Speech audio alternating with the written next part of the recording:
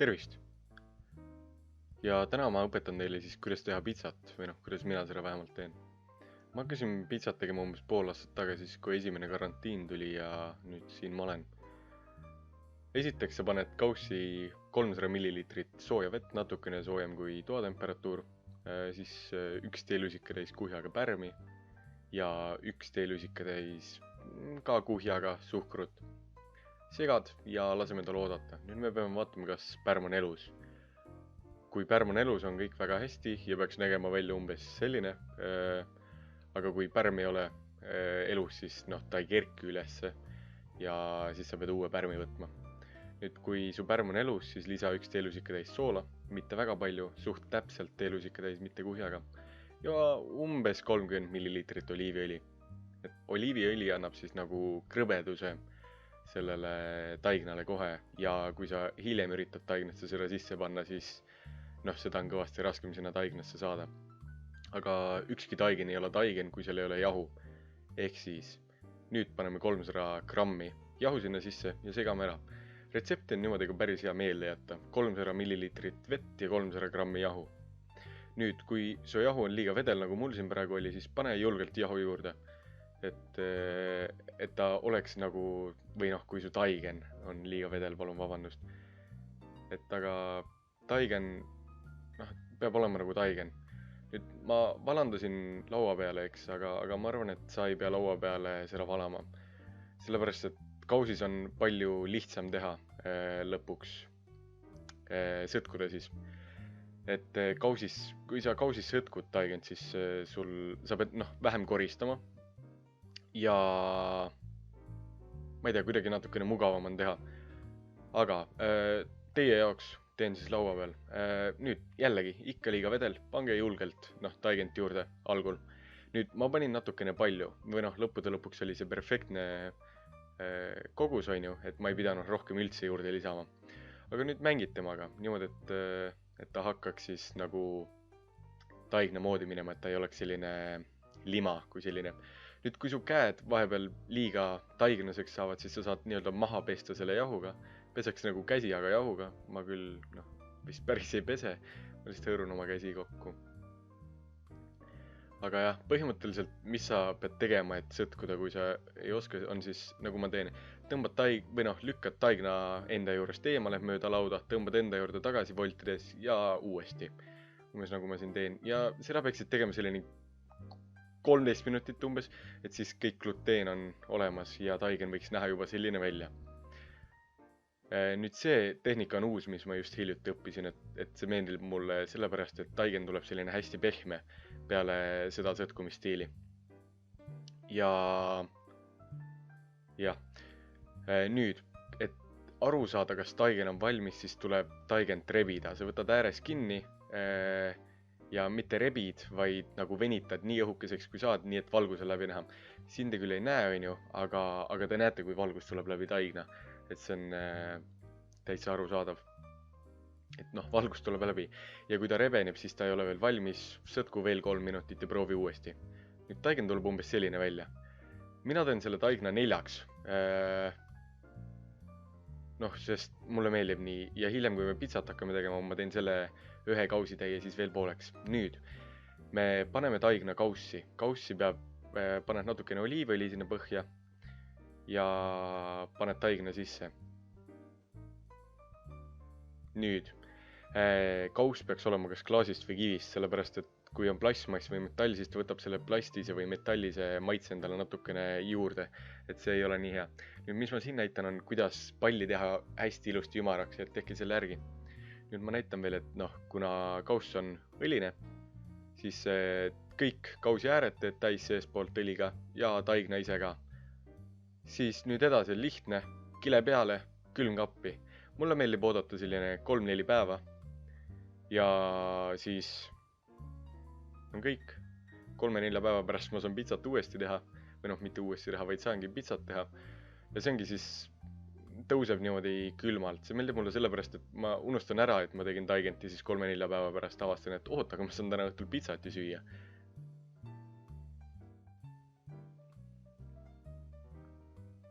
Nüüd pitsakaste. Pitsakaste on üks kõige lihtsamaid asju selle protsessi juures. Nüüd, kui sa ei ole varem pitsakastet teinud, siis ma soovitan sulle, et sa prooviks. Et vala kastekaussi, umbes pool kaussi, sellest saab 4-5 pitsat. Ja kui sa kasutan muidugi samu koguseid, mis mina. Ja maitses ära. Ta on selline natukene hapukas. Aga kaste tuleks teha vahetult enne pitsa tegemist. Nüüd maitsestamine. Mina käisin üle-eelmine suvi perega Itaalias ja siis me tõime sealt kohalikku pitsa maitseainet. Ja ma kasutan seda, et siin on juba sool sees, sellepärast ma panen sipa vähem soola. Aga Eestis müüakse ka. Meira oma, ma tean, Silveris kindlasti müüakse. Mujal poodides, ma ei tea, ma ei ole vaadanud. Aga pitsa maitseainet, soola, pipart ja suhkrut. Nüüd kastmega on see, et ma ei oska sulle koguseid öelda kahjuks. Lisa kõike natukene, proovi kuidas on. Ja kui on näiteks liiga hapu, siis lisa suhkrut juurde. Kui on liiga magus, lisa kastet natukene juurde. Ja kui on liiga soolane, siis sama lugu, lisa natukene kastet juurde. Nüüd aga enne maitsmist sa pead ta läbi segama. Ehk siis segada nii korralikult läbi, et suhkrukristall enam ei ole. Tomatikastetel on ka vahe, et ma soovitan seda sama pommi oma, mida mina kasutan, sest tal on selline õige konsistents, nagu vaja läheb. Ja kui pitsa kaste maitseb väga hästi, siis läheb kaste külmkappi või kui sa hakkad kohe tegema, siis jäta ta kuskile kõrvale, et siis tal ei ole väga aega külmaks minna.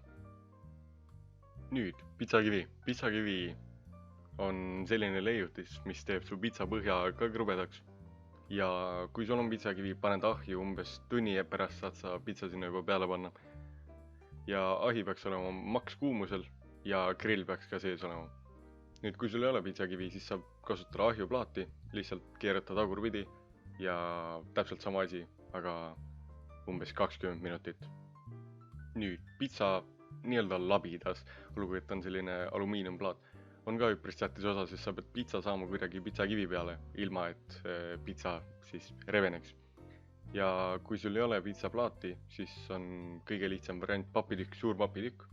Ja mina kasutasin seda algul näiteks, kui mul ei olnud siis pitsalabidat veel. Nüüd juust on väga tähtis. Mina kasutan pitsa peal seda juustu, mis mul hetkel käes on. Aga valikus on ka pärlmozzarella, mida saab siis peale rebida. Aga minu arust pärlmozzarella on natukene liiga niiske ja siis ta tuleb liiga vesine see pitsa. Et varem riivitud juust on siis mugavam igatepidi minu meelest ja maitseb sama hästi, kui mitte paremini. Nüüd pitsa tegemise ajal näeb mu töölaud välja selline. Ühel pool on juust kaste, teisel pool on pitsalabidas, kus peal on jahu ja keskel on jahu. Ja ääres on siis natukene veel selline koht, kus ei ole jahu üldse. Ma lõikan taigna pooleks, ma võtan ühe poole ja kuna see taigen on nii palju õline, siis sa saad ta panna lihtsalt maha ja põhimõtteliselt voolida teda nagu plastiliini.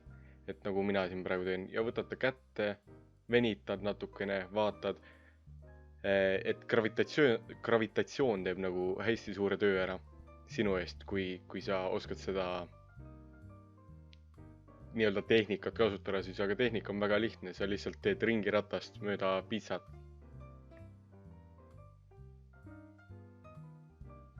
Nüüd, selline pitsa ei pruugi tulla üldse perfektne nagu kuju poolest, et ta ei tule ümar, ära selle peale lootma. Et kui sa tahad ümarat pitsat, siis ma näitan pärast, kuidas seda ka teha. Lihtsalt, et mulle meeldib niimoodi rohkem. Ta näeb naturaalsem välja ja ta on ka naturaalsem minu meelest. Aga lõpuks, kui sa saad ta piisavalt õhukeseks, siis hakkavad sinna võib-olla tekkima augud. Nüüd augud katta kinni ja pane ta plaadi peale. Nüüd, kui sa oled taigena tõusnud plaadi peale, siis esimene asi, mis sa vaatama pead, on, et kas taigen liigub seal peal, kui sa liigutad plaati. Ja kui ta ei liigu, siis sa paned sinna alla natukene jahu, niimoodi, et ta liiguks ja siis teed viimased nii-öelda sätted, teed ta natukene laiemaks, kui tahad venitad veel natukene, katad augud kinni ja siis paneme peale asjad, mis me tahame oma pitsale. Nüüd mina teen margarita pitsat, nagu ma juba mainisin varem, kaste, juust ja see on kõik. ja kasvõi me tegime enne valmis ja mozzarella juust, millest ma ka enne rääkisin, väga lihtne. Aga alati võib panna midagi pizzale juurde, selles suhtes ükskõik mida sul kapis olemas on. Vorsti, ükskõik mida. Võib-olla see ei ole küll kõige, itaaliapärasem, eks, aga mina arvan, et sa võid panna ükskõik mida sinna pitsa peale siis. Ja et pitsa sinna kivi peale siis saada või plaadi peale, ahjuplaadi, siis sa pead oma hästi kiired ja äkilised liigutused, et kui sa kartma hakkad, siis pitsa ei lähe sinna plaadi peale nii ilusti, kui ta võiks. Ja siin ta on. Sa oled teinud just terve pitsa ise. Taigen, kaste, kõik. Kas ta ei ole mitte ilus? No vaata. Õnneks. Paneme tagasi. Nii, aga nii lihtne see oligi. Selles suhtes, et kõigest natukene ootamist. Juhul, ma enne ei maininud, aga kui te tahaksite kohe samal päeval pizzat süüa, kui te taigna tegite, siis laske taignal selline 1,5 tundi istuda ja siis te saate teha täpselt sama asja. Ta ei tule küll võib-olla nii hea, aga ta tuleb ikkagi parem kui see, mis sa saad poest osta. Ma lubasin ka näidata, kuidas siis teha ümarat pizzat ja millegipärast see taigen ei olnud päris nii hea kui eelmine, et ta ei veninud mul käes niimoodi, nagu ta oleks pidanud. Nii et kui teil on sama asi, siis ärge kartke appi võtta rulli. Et panete natukene jahu peale ja rullite taigend. Nüüd võib-olla see on solvav mõnele itaallasele, aga me elame Eestis, see on kaugel siit. Itaalia on kaugel siit, et ei pea selle pärast muretsema ja te teete seda pizzat kodus. Et mitte kedagi ei huvita. Sa oled teinud taigneise, sa oled teinud kastmeise. Sa peaksid olema uhke selle üle, et sa ei peaks muretsema selle pärast, kas mida arvab paar itaallast võib-olla Itaalias. Aga kogu protsess on sama. Tuleb natukene väiksem võib-olla, teed ta selliseks nagu meeldib. Kaste, juust ja ahju. Ja siin ta siis on ka valmis olekus. Ei ole, see on see eelmine sama pitsa. ma ei filminud seda ümara pitsa valmis saamist. Aga aitäh, et te vaatasite, kui te olete nii kaugele jõudnud. Kindlasti, kui teil on küsimusi, et mis ma võib-olla seletamata jätsin ja mida ma ise märganud ei ole, siis kirjutage kommentaaridesse, ma annan teada. Ma vastan teile. Ja praeguseks vist kõik, ma ei tea, jätku pizzat. Davai, tšau, aga.